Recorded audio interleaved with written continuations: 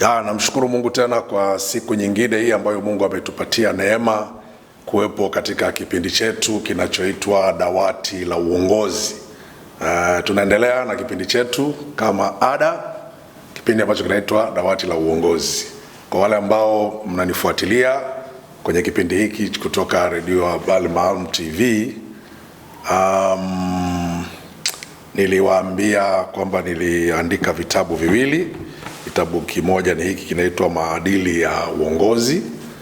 Unaweza ukakipata tu katika ofisi yetu kuu pale Dar es Salaam, na pia unaweza ukavipata Dodoma, unaweza ukavipata pia Kimahama Bookshop, na pia unaweza ukavipata Mbeya na hata Tanga barabara ya pili. Vitabu hivi vinapatikana hata katika jimbo la Tanga kwa ujumla. Na kitabu kingine cha pili nilichoandika ni hiki, kinaitwa Maisha ya Twiga katika muktadha wa uongozi. Kwa hiyo unaweza kupata vitabu hivi vikakusaidia kusoma na ukajiendeleza katika masuala yanayohusu uongozi. Ndio maana tuko kwenye hili dawati la uongozi. Leo nataka nizungumzie vipengele vitatu katika somo la uongozi. Mtakumbuka nilisema na mimi mwenyewe ninaendelea kujifunza, sio kwamba nimefika nikahitimu kabisa, hapana, ila tuko katika kuendelea kujifunza. Nataka nizungumzie mada tatu siku ya leo ambazo zinaweza kutusaidia pia kama kiongozi, zikakujengea uwezo katika kuongoza kile ambacho nakiongoza, iwe ni taasisi, iwe ni shirika, iwe ni chama, iwe ni dhehebu, kiongozi wa kijamii, kifamilia. Haya mambo yanaweza kukusaidia sana katika masuala ya uongozi. Mambo ambayo nitazungumzia leo ni haya. Jambo la kwanza ni uwezo wa kusimamia mwelekeo. Yaani hili litakuwa ni jambo la kwanza. Kiongozi uwe na uwezo wa kusimamia mwelekeo. Alafu jambo la pili utakaloliangalia kwa kiongozi ni uwezo wa kuthubutu. Yaani kiongozi uwe na uwezo wa kuthubutu. Alafu jambo la tatu tutakaloangalia ni kiongozi uwe na uwezo wa kuleta mabadiliko. Sasa haya ni mambo muhimu sana kwa kiongozi tunapoangalia leo katika dawati letu la uongozi. Na obviously yanafahamika, lakini tunajengeana uwezo, na kutokea kipindi hiki unaweza ukajifunza au kaongeza ujuzi katika masuala ya uongozi. Sasa jambo la kwanza naposema kwamba kiongozi anatakiwa uwe na uwezo wa kusimamia mwelekeo. Kila kiongozi, iwe ni kwenye taasisi, iwe ni kwenye dhehebu, iwe ni kwenye shirika, iwe ni kwenye chama, iwe ni katika nchi, katika jamii fulani, hiyo jamii au watu wanaowaongoza, kuna kitu kinaitwa mwelekeo. Yaani kiongozi lazima awe anatambua kwamba hawa watu wangu ninaowaongoza mwelekeo wake ni nini? Mwelekeo wake ni nini? Tunataka tufike wapi? Kwa sasa kiongozi ni muhimu kuwa na uwezo wa kusimamia mwelekeo. Imekuwa tatizo kubwa sana kwa sisi viongozi na kwa viongozi wengi. Yuko kwenye jumuiya fulani, yuko kwenye dhehebu fulani, yuko kwenye taasisi fulani, yuko kwenye shirika fulani, anakosa kujua kwanza mwelekeo wake ni nini. Na si tu kukosa kujua, anashindwa kusimamia mwelekeo wa ile taasisi anayoiongoza, mwelekeo wa lile dhehebu analoliongoza. Kwa hiyo ni jambo la muhimu kwa kiongozi kuweza kujua, kuwa na uwezo wa kusimamia mwelekeo. Tunapozungumza mwelekeo, unaweza ukachukua mambo mengi sana katika mwelekeo. Inaweza kawa ni dira kwa maana ya dhima, au inaweza ikawa ni sera ambayo inatoa mwelekeo. Tukizungumzia habari ya dira tunazungumzia ni mwongozo wa kufikia yale maono au ile mikakati au ile mipango. Ndio tunazungumza kwamba dira yetu sisi tunataka tufikie mahali fulani. Yaani ile miongozo yetu inatuelekeza sisi tufikie mahali fulani. Sasa kiongozi anatakiwa awe na uwezo wa kusimamia kwamba tunafikaje kule, kupitia hii miongozo yetu tunafikaje kule, huu mwelekeo wetu tutakwendaje mpaka tufike kule tunakofika. Sasa tunakuwa na viongozi wengi, tunakuwa sisi viongozi wengi, lakini dira inaweza ikawepo, na mwelekeo ukawepo, lakini ule usimamizi, ule uwezo wa kiongozi kusimamia huo mwelekeo ili kufikia kwenye matokeo huwa inakuwa ni shida sana. Na tunapozungumzia sera katika swala la mwelekeo, ule ni mfumo wa makusudi wa miongozo ya kuongoza maamuzi na kufika kwenye matokeo yanayohitajika. Unaona? Yaani ndio sera, kwamba ni mfumo fulani wa maamuzi katika uongozi wenye makusudi ya kufikia mambo fulani ambayo wanayaendea. Sasa hivyo vitu vinatakiwa kiongozi awe anavielewa. Ukiwa kiongozi uvielewi, na si tu kuelewa, huna uwezo wa kusimamia, mara nyingi sana unaweza kukuta panakuwa na uongozi lakini hakufikii kwenye ule mwelekeo. Mfano, ukiangalia kwenye Biblia, mimi ninavyoangalia kwenye Biblia, Mungu alipomuumba Adamu na Hawa kama viongozi wa kwanza katika dunia hii, kuna mwelekeo Mungu alikuwa anautaka ufanyike kati ya Adamu na Hawa. Mwelekeo wa kwanza mkubwa ambao mimi naona Mungu aliutaka kwa Adamu na Hawa, ilikuwa hawa Adamu na Hawa wazae, unaona, wawe na utawala, waijaze nchi. Huo ndio ukweli wenyewe ambao hauwezi kupingika, kwa sababu hata ukiangalia maisha ya Adamu, maandiko yanasema Adamu aliishi miaka 930. Sasa miaka 930, huyu ndugu kweli alikuwa na Mungu, alikuwa na kusudi, alikuwa na dira ya kwamba atahakikisha anazaa.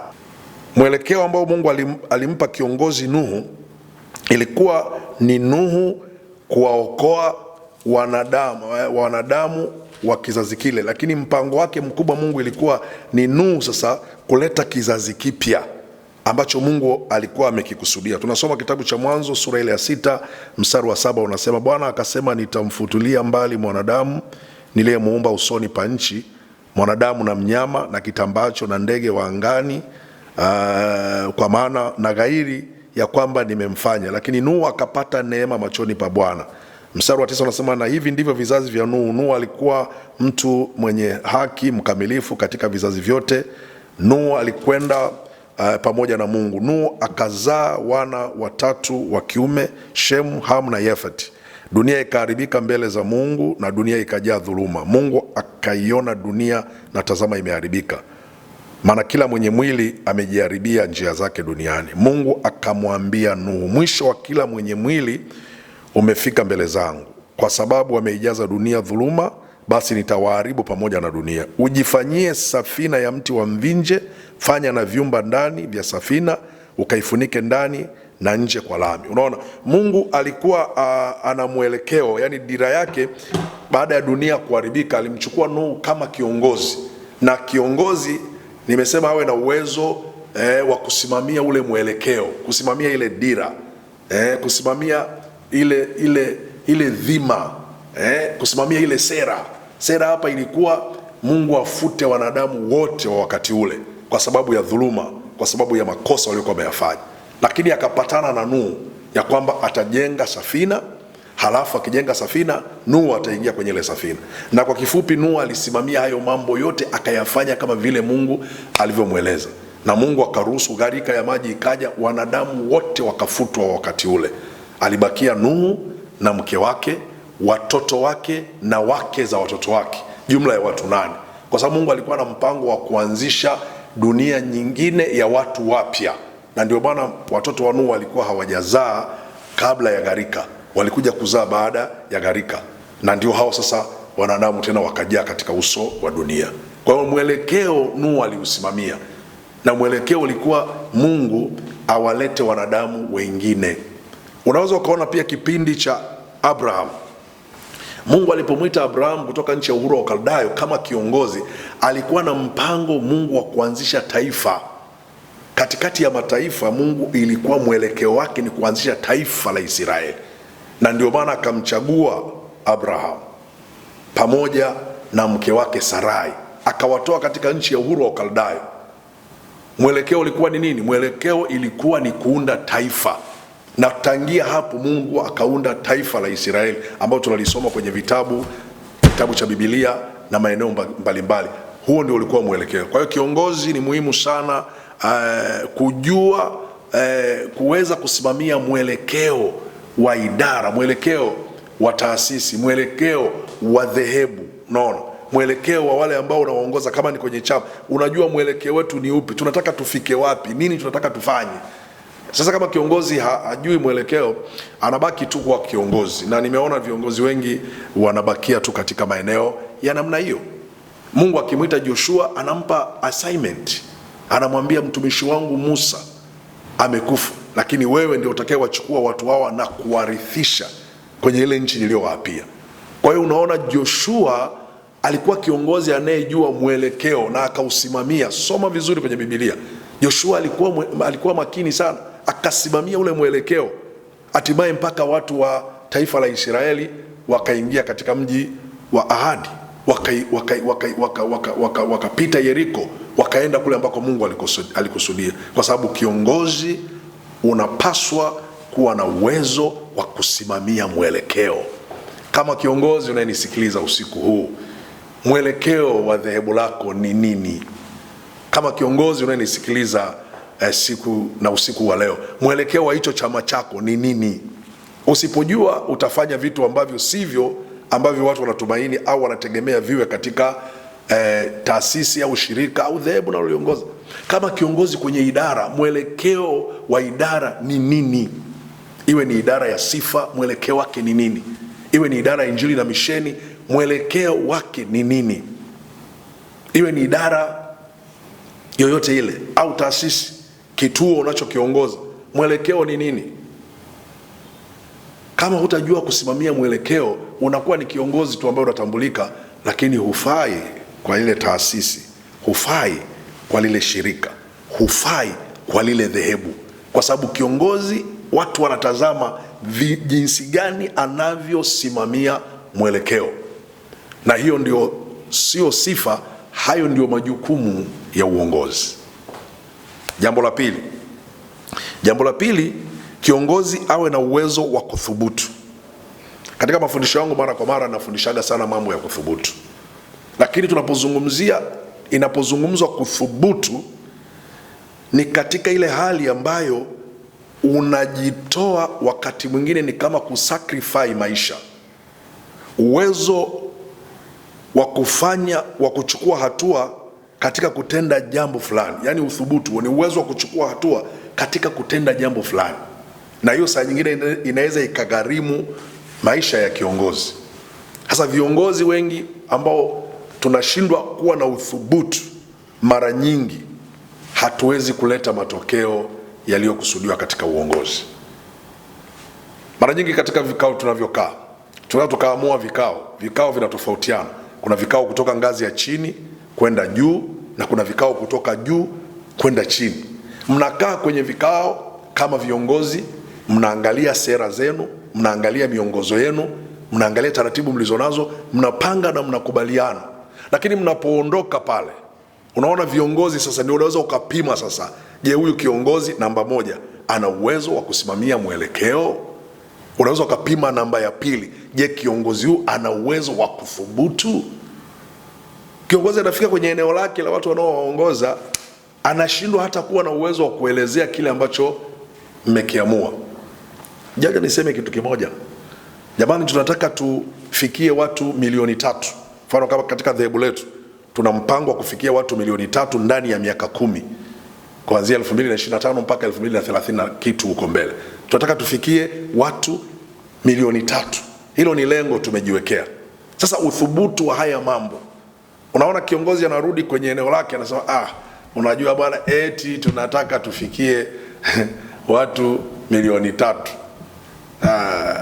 Kwanza tu wale 2,000,000 tu, hata hatujafanya tathmini sawasawa kujua tulifikia wapi. Unaona, huyu kiongozi haonyeshi uthubutu, yani anaonyesha tu ni kiongozi ambaye anaweza akakwama wakati wowote kufikia katika lile lengo au lile kusudi lonalo.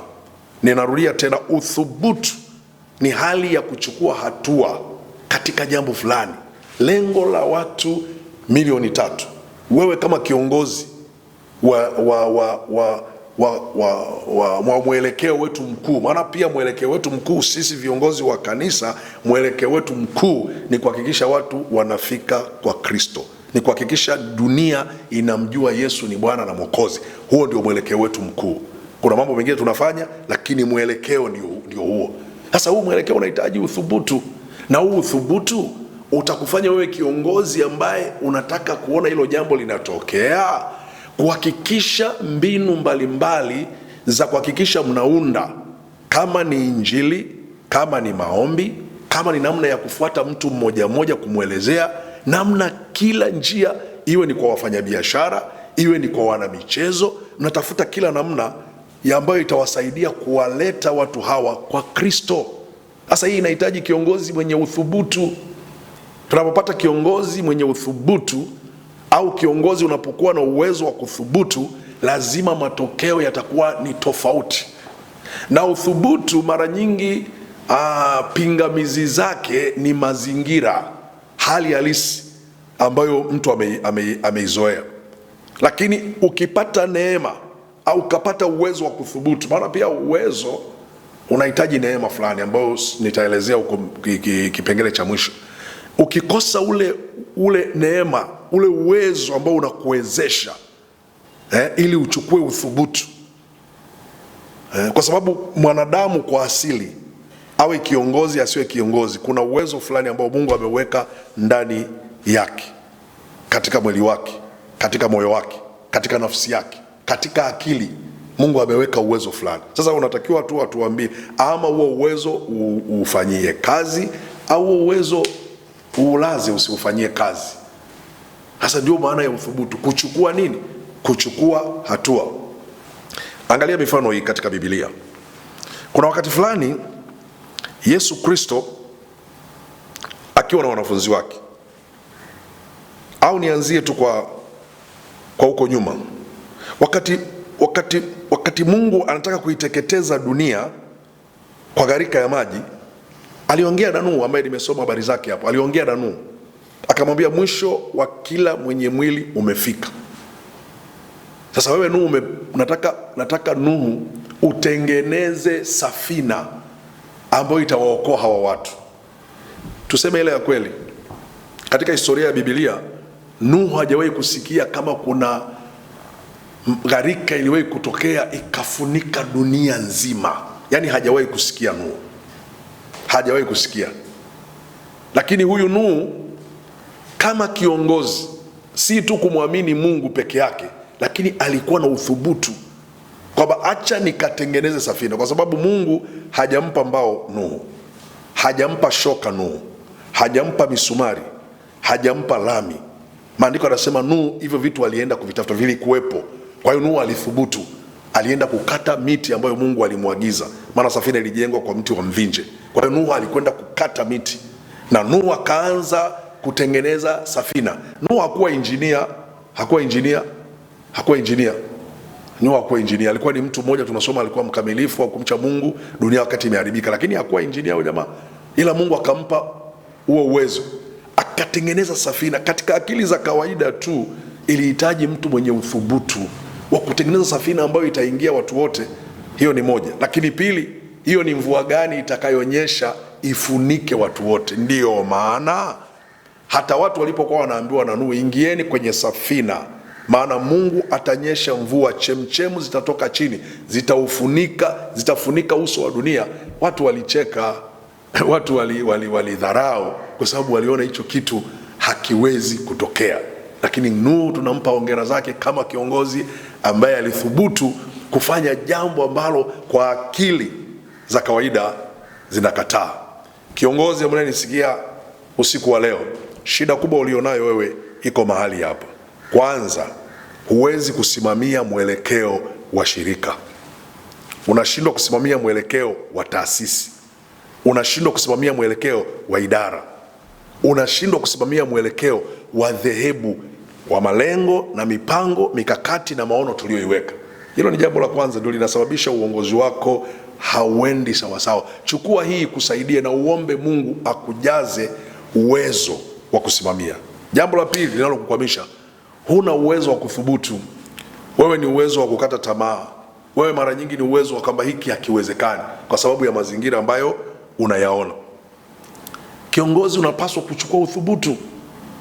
Wakati fulani Bwana wetu Yesu Kristo alikwenda kwenye ziwa na akamkuta Petro ametoka anavua samaki.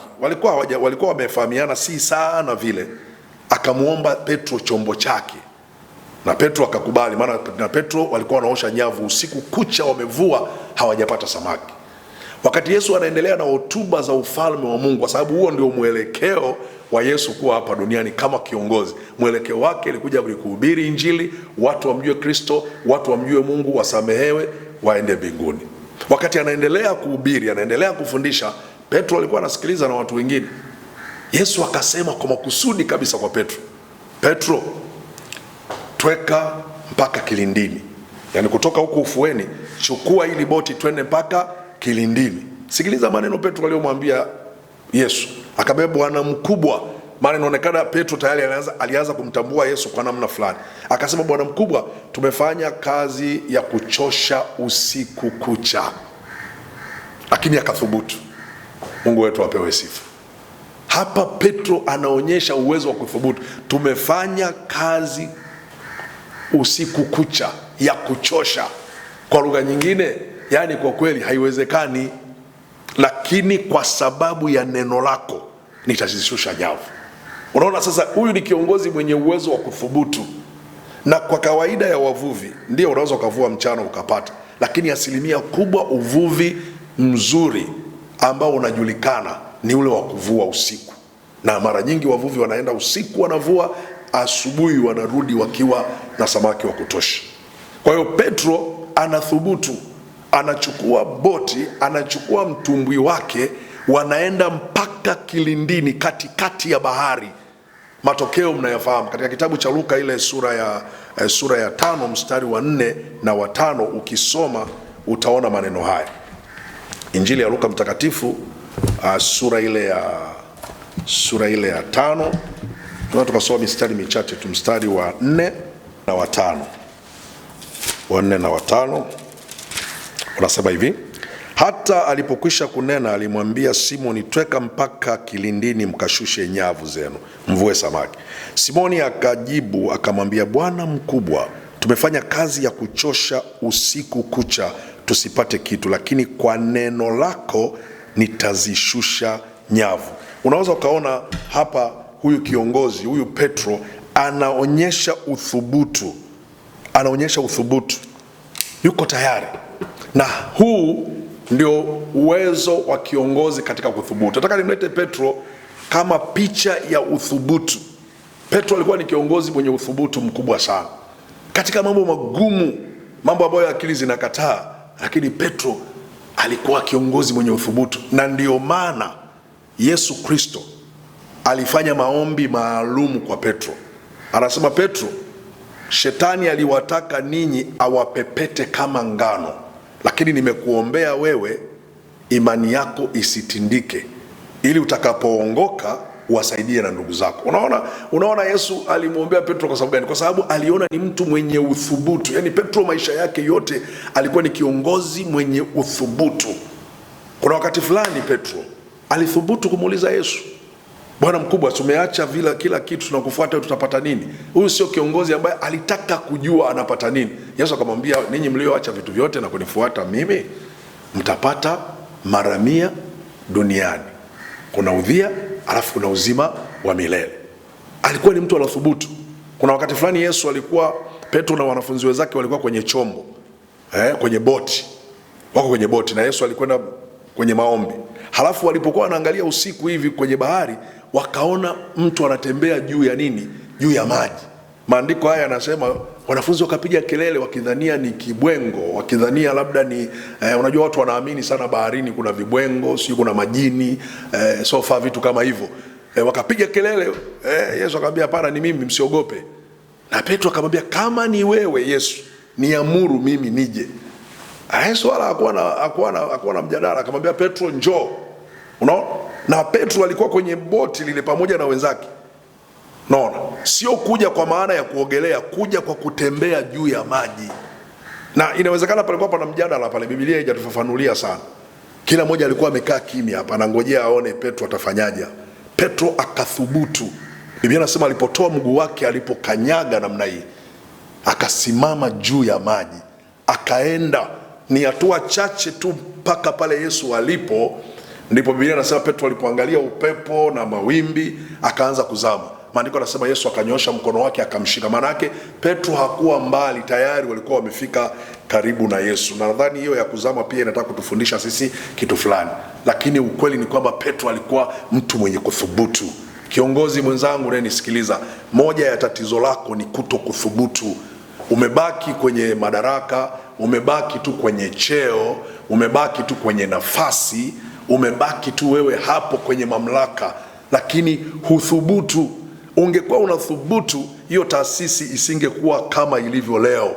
Miaka uliokaa kwenye taasisi ni miaka mingi sana. Taasisi hiyo ingebadilika, ingeleta maendeleo makubwa sana.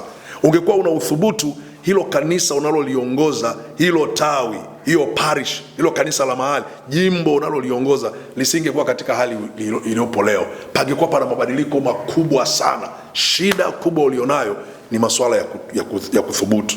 Petro ni kiongozi mwenye uthubutu mkubwa sana. Wacha nikuambie kitu kingine.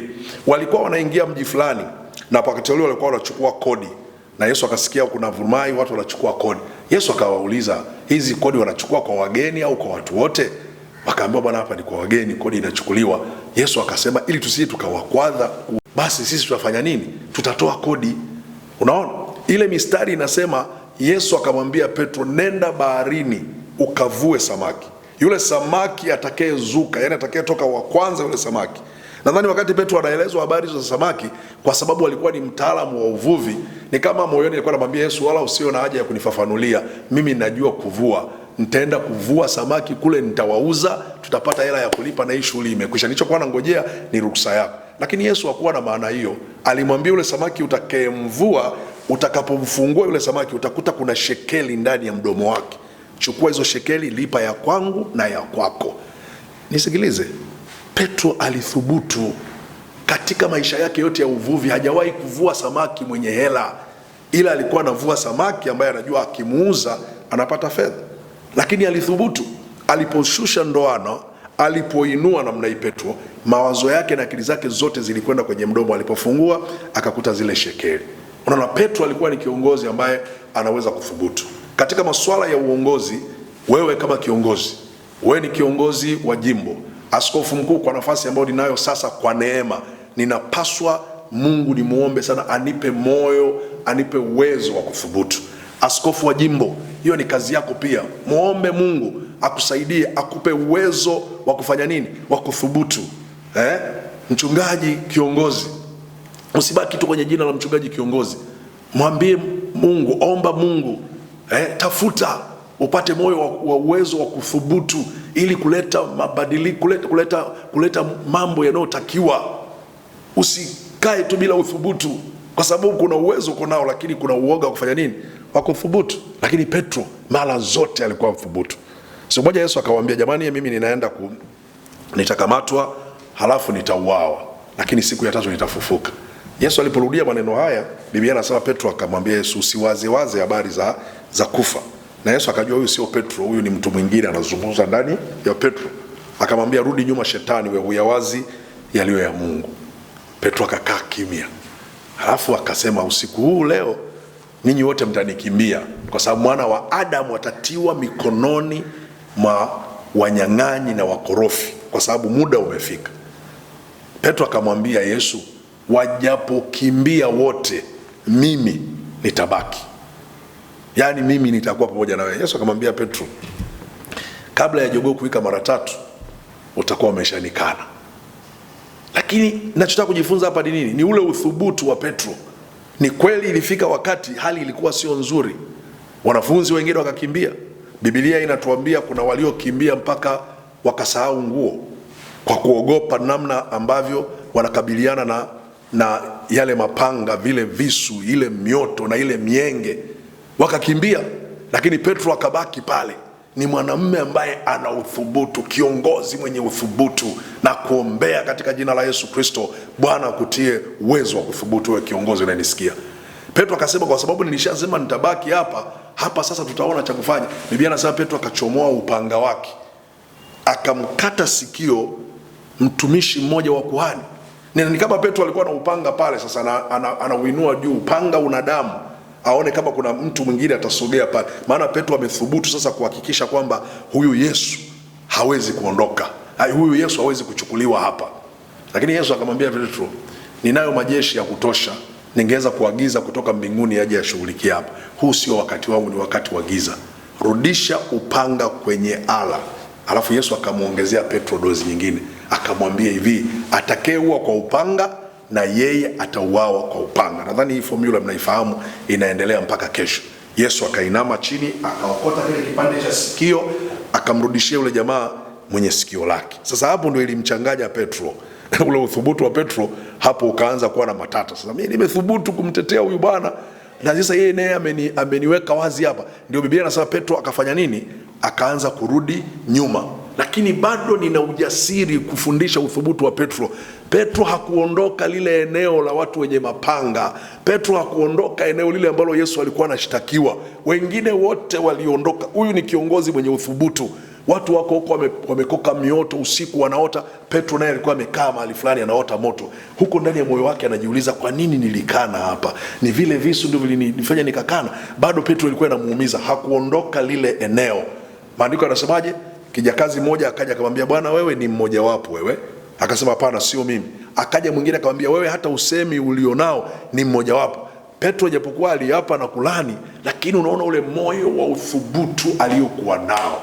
Kiongozi kama Petro ni kiongozi mwenye moyo wa uthubutu. Uthubutu umeleta matokeo makubwa sana katika maisha ya watu, katika maisha ya viongozi. Viongozi wengi walioonekana, viongozi wengi walioleta matokeo ya waumini, matokeo ya watu wanaoongoza, yani mahitaji ya watu wanaoongoza, ilile tegemeo la vitu ambavyo watu wanaoongoza wanavitazamia, ni wale viongozi waliothubutu.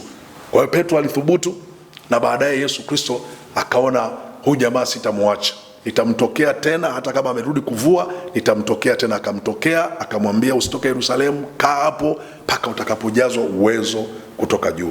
Matendo ya Mitume tunafahamu sura ya 1 mstari wa 1 mpaka wa 4, mstari wa 8 unazungumza hapo. Sasa ule ndio uwezo unaingia. Roho Mtakatifu ni uwezo unaotuwezesha kuthubutu. Roho Mtakatifu haishii tu kunena kwa lugha. Roho Mtakatifu huwa anatujalia maarifa, anatujalia karama, anatujalia ufahamu, anatujalia ujuzi, anatupa uwezo sasa wa kuthubutu. Na ndio maana ukisoma kuanzia hapo utaona Petro anaingia kwenye ule uthubutu. Tunaendelea na Petro katika kipengele cha uthubutu. Siku ya Pentekosti walipojazwa na Roho Mtakatifu, walipokuwa wananena kwa lugha, Biblia inasema ya kwamba watu wakawa wanadhiaki. Kisoma kitabu cha Matendo ya Mitume, Petro akathubutu, akasimama katikati yao, akamwambia, ndugu zangu wapendwa mnaosikiliza, hawa watu hawajalewa. Kwanza sasa hivi ni saa 3 za asubuhi. Hakuna pombe yoyote ambayo iko tayari. Kama ni aina ya pombe basi ni togwa. Hiki mnachokiona sasa hivi ni zile habari zilizonenwa kwa kinywa cha nabii Yoeli, ya kwamba siku za mwisho Bwana atamimina roho yake. Petro akaendelea katika uthubutu huo. Maandiko matakatifu yanatuambia watu 3,000 waliamua kuokoka siku ile. Hapakuwa na tangazo, hapakuwa na announcement yoyote kwenye mji ule, lakini nguvu ya uthubutu, nguvu ya Roho Mtakatifu ikawageuza watu hao. Petro akawa na uthubutu. Ukisoma sura ya 3, maandiko yanasema wakienda hekaluni mahali pa kusali, Petro na Yohana wakaingia katika mlango mzuri, wakamkuta kiwete yuko pale. Na huyu kiwete, kumbuka, alikuwepo tangu kipindi cha Yesu Kristo, alikuwa yuko pale na alikuwa anaomba sadaka kwa watu wanaoingia wampe sadaka. Petro akathubutu, akamwambia yule mlemavu, tutazame sisi. Yule mtu akawatazama Petro na Yohana akitarajia kupata kitu kutoka kwao. Maandiko haya yanasema Petro akasema hivi, fedha na dhahabu hatuna. Alafu kifuatia mstari anasema nilicho nacho. Petro anamwambia hivi, nilicho nacho ndicho nikupacho. Akamtazama yule jamaa akamwambia, kwa jina la Yesu Kristo wa Nazareth, simama uende. Soma vizuri Biblia na hiyo mistari. Yule bwana hakusimama, ila alisikia yale maneno. Maandiko yanasema Petro akamshika mkono. Unaona, huu ni uthubutu nao. Akamshika mkono yule mlemavu, akamuinua. Alipomuinua, Biblia inasema viguu vyake vikatiwa nguvu, viungo vyake vikatiwa nguvu. Huyu jamaa akakimbia hekaluni, akawa anarukaruka na kumsifu Mungu. Huo ni uthubutu wa nani? Wa Petro. Hata walipotishwa ya kwamba wasihubiri kwa jina la Yesu Kristo, ukisoma sura ile ya 4, Biblia inasema Petro akarudi akawaambia ndugu zake, wakampazia Mungu sauti, wakaomba. Na Petro akamwambia, hukumuni wenyewe, hatuwezi kuacha kusema mambo tuliyoona kwa macho yetu na kuyasikia kwa masikio yetu. Petro ni kiongozi aliyekuwa na thubutu, na katika namna ya kuthubutu matokeo makubwa sana yakawa yanatokea. Soma habari za Petro. Ukienda sura ya 5, wakati kanisa limekubaliana kuleta fedha, kuuza viwanja, kuleta fedha ili waendeleze kazi za maendeleo, hakuwa na mchezo katika masuala ya harambee kama hayo, iwe ni masuala ya asilimia, iwe ni changizo mbalimbali. Huyu Petro hakuwa na mchezo. Wakati Anania anakuja akiwa amepatana na mke wake huko nyumbani, wakaficha sehemu ya fedha, Petro anathubutu kumwambia Anania, hujamdanganya mwanadamu, umemdanganya Mungu. Hili changizo, hii harambee, hii asilimia tulipopatana, unapoacha kuileta, wewe umdanganyi Mungu, wewe umdanganyi mwanadamu, unamdanganya Mungu. Na yule Anania aliposikia hilo neno kwamba ninamdanganya Mungu, maandiko yanasema mauti akamtokea pale pale, yule bwana akafa. Sijasoma kama ile ibada ya uchangizo ilisimamishwa, sijasoma. Ninachosoma imeandikwa vijana wakaja wakachukua ule mwili wakaenda wakauzika. Baada ya masaa 3, kama wewe ni kiongozi unasoma Biblia, mimi nazungumza na viongozi ambao wanasoma Biblia, na kama usomi Biblia basi fuata haya mambo, utayaona katika Matendo ya Mitume sura ya 5. Baada ya masaa 3 mke wa Anania anakuja. Imagine, fikiri Petro angeweza kuona huyu mama sasa ni mjane, huyu mama amefiwa na mume wake, hebu tuanze kumtuliza na kumfariji. Petro hakuwa na mambo ya namna hiyo, alionyesha uthubutu wake. Huyu mama akiwa na burungutu la fedha, wanasema vijana wa leo maokoto. Huyu mama akiwa na maokoto, Petro hakubabaishwa na maokoto. Petro hakubabaishwa na mabulungutu ya fedha. Petro alikuwa anasimama katika haki na katika lile kusudi au ule mwelekeo waliokuwa wanao. Petro akamwambia yule mama, ni kwa nini umepatana na mumeo kumdanganya Roho wa Mungu? Angalia miguu waliomchukulia mume wako kwenda kumzika, na wewe watakuchukua vivyo hivyo. Yule mama aliposikia hayo akafanya nini? Akaanguka, akafa. Shughuli ikawa imeendelea. Ningeleta mambo mengi sana kuhusu Petro. Hata alipofungwa gerezani, Matendo ya Mitume sura ya 12, Petro hakuwa na shida, alithubutu kuwa na uhakika, hakuwa na mashaka, hakubabaika usiku ule. Yeye alikuwa tayari ameshapanga mpango wake, kama ni wakati wa kwenda mbinguni aendelee. Kiongozi, mambo 3 ni muhimu sana kumwomba Mungu akusaidie ili uweze kufanikisha malengo ya yale unaoongoza. Jambo la kwanza, uwe na uwezo wa kusimamia mwelekeo. Jambo la pili, uwe na uwezo wa kuthubutu. Ukiwa na uwezo wa kuthubutu katika maisha yako, mambo yatakuendea vile ambavyo Mungu amekusudia. Jambo la mwisho, uwezo wa kuleta mabadiliko. Sasa hapa ni kwenye changamoto. Uwezo wa kuleta mabadiliko. Kiongozi unapokuja mahali popote katika uongozi, huwa kuna mifumo, alafu kuna mazoea ambayo watu wamekuwa nayo kwa miaka mingi. Na hayo mazoea au hiyo mifumo inasababisha hali iwe vile vile moja au izidi kuwa mbaya kuliko vile. Kiongozi yoyote ambaye ana uwezo wa kuleta mabadiliko, ndio watu huwa wanashangaa, kwa sababu wanafikiri yale mambo hayakuwepo pale walipo, kumbe yalikuwepo. Lakini shida au tatizo ni uwezo wa kuleta mabadiliko. Mabadiliko ni nini? Ngoja ninukuu mabadiliko yanavyotafsiriwa. Mabadiliko ni kuleta tofauti muhimu, mara nyingi kiasi cha kupoteza utambulisho wa asili. Yaani hayo ndio mabadiliko. Tunapozungumzia mabadiliko, tunaleta tofauti muhimu, mara nyingi ni kiasi cha kupoteza ule utambulisho, ndio mabadiliko. Hapa nilipo kwenye hiki chumba, kwa wale wanaofahamu hiki chumba kilivyokuwa, sivyo hivi kilivyo leo na kinavyoonekana. Kwa sababu kuna swala la mabadiliko tumekifanyia, kiasi ambacho mtu mwingine anafika hapa anauliza, hiki chumba kilikuwa hapa, mbona hakikuwepo hapa mwanzo? Kilikuwepo. Kilichofanyika hapa ni mabadiliko. Yaani mabadiliko yanaleta utofauti, mara nyingi hata ule wa asili. Sasa hiyo ndio inaleta shida. Sasa kama kiongozi, jambo la 3 hili ni la muhimu sana. Uwe na uwezo wa kuleta mabadiliko. Lete mabadiliko kwenye tawi unaloliongoza. Umekuwa kwenye tawi hilo miaka 3, 4, 5, hakuna mabadiliko yoyote. Kinachosimama hapo ni malalamiko, ni kulalamikia uongozi wa parishi, ni kulalamikia tu uongozi wa kanisa la mahali, ni kulalamikia tu uongozi wa jimbo, ni kulalamikia tu uongozi wa kitaifa. Yani hayo ndio mawazo unakaa nayo kiongozi. Lete mabadiliko. Mungu hajakuweka hapo kwa bahati mbaya. Uko kwenye taasisi, Mungu anakutazamia ulete mabadiliko. Hapo kwenye taasisi uliopo, chuo cha habari, wewe uko pale kama kiongozi, lete mabadiliko. Acha kusema kiongozi aliyetangulia sijui waliokutoa sijui, lete mabadiliko. Mungu anataka ulete mabadiliko. Uko kwenye redio, habari maalum, lete mabadiliko. Usizoee na ule mfumo uliokuwepo. Uko Kimahama bookshop, lete mabadiliko. Kuna viongozi wengi wamepita hapo, tunataka mabadiliko. Wewe kiongozi Mungu amekuweka hapo, lete mabadiliko. Haya ndio maana ya mabadiliko. Lete kitu tofauti na hicho kilichokuwepo, chenye faida na matokeo ambayo watu wanatarajia. Uko kwenye jimbo, lete mabadiliko ya kwenye jimbo. Jimbo linakuwa vile vile tu kama halikuwa na kiongozi. Vile ilivyokuwa kiongozi aliyepita miaka 10 iliyopita inakuwa vile vile, haiwezekani. Kiongozi lazima ulete mabadiliko. Narudia tena, mabadiliko ni kuleta tofauti muhimu, mara nyingi kiasi cha kupoteza utambulisho wa asili. Watu wao hawapendi sana kupoteza utambulisho wa asili, wanataka mambo yawe vile vile. Kuna maneno kama haya unapotaka kufanya mabadiliko yanatokea, sisi kiongozi wetu aliyetangulia alikuwa hafanyi hivi bwana, sisi tumemzoea bwana, yule kiongozi wetu alikuwa hafanyi kama hivi. Sasa kuna maana gani ya wewe kuwa kiongozi?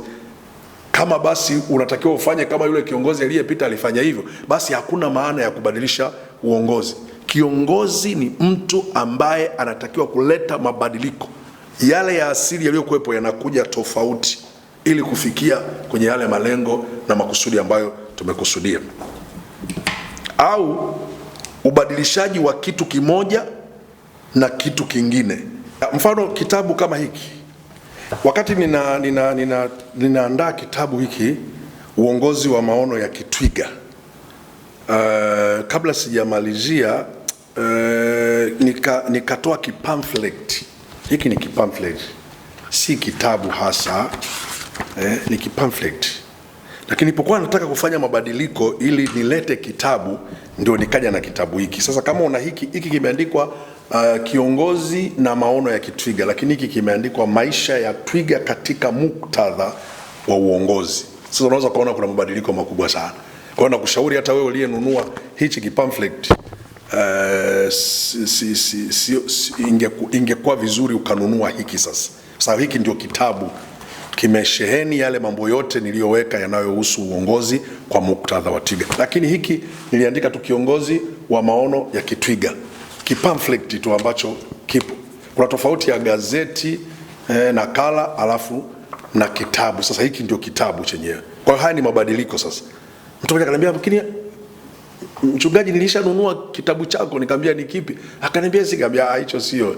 Hicho ni kijalida. Kitabu ni hiki." Kuna mabadiliko makubwa sana kutoka hichi kuja hiki. Kwa hiyo kiongozi unapaswa kuwa na uwezo wa kuleta mabadiliko, na mabadiliko hayo yanatoka katika mazoea, maana mazoea ndicho kipingamizi kikubwa sana. Usitegemee watu wale kuleta mabadiliko, otherwise wale watu wabadilike. Wasipobadilika, iwe ni taasisi, hakuna matokeo, kwa sababu watu wale wanafikia mahali pa kuzoeana, wameshazoeana.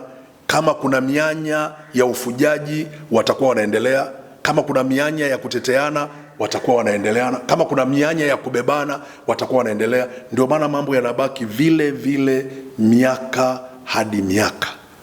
Lakini kiongozi ambaye anakuwa tayari kuleta mabadiliko, mpaka anabadilisha ile asili iliyokuwepo, lakini kwa makusudi yaliyo mema, huyo ndio kiongozi ambaye anatakiwa siku za leo. Namalizia kwa kusema hivi kwa habari ya Bwana wetu Yesu Kristo, na lazima tumuinue Kristo kwa sababu yeye ndiye kiongozi ambaye ni mfano. Biblia inasema iweni na nia ile ile iliyo ndani ya Kristo Yesu.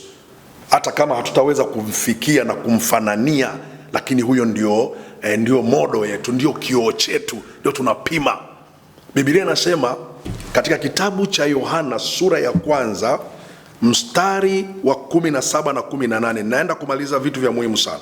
Yohana mtakatifu mlango wa 1 mstari wa 17 na 18. Biblia inasema namna hii. Inasema, Kwa kuwa torati ilitolewa kwa mkono wa Musa, neema na kweli zilikuja kwa mkono wa Yesu Kristo. Hakuna mtu aliyemwona Mungu wakati wowote, Mungu mwana peke yake aliye katika kifua cha Baba, huyu ndiye aliyemfunua. Huyu mwandishi wa kitabu hichi anasema kwa kuwa torati ililetwa kwa mkono wa Musa, neema na kweli zimekuja kwa mkono wa Yesu Kristo. Kwa hiyo haya ni mabadiliko makubwa sana katika imani.